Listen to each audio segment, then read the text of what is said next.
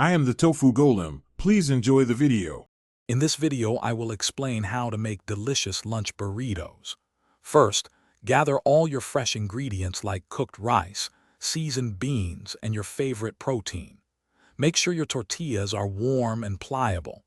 A quick zap in the microwave for 15 to 20 seconds works perfectly.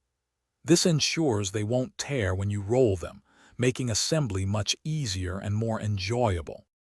Now let's build your burrito. Lay a warm tortilla flat on a clean, dry surface.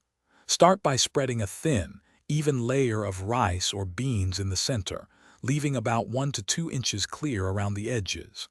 Next, add your protein like cooked chicken or beef, followed by any vegetables such as peppers, onions, or corn.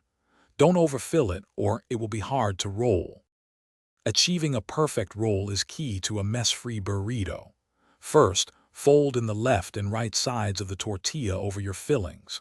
Then, take the bottom edge of the tortilla and tuck it tightly over the ingredients, pulling it back slightly to compact everything.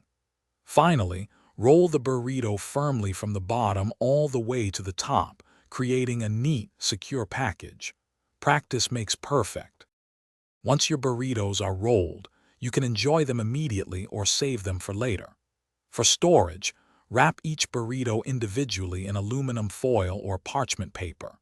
They will keep well in the refrigerator for up to 3 to 4 days. To reheat, simply unwrap and warm in a microwave for 1 to 2 minutes, or in an oven at 350 degrees Fahrenheit for about 15 minutes until heated through.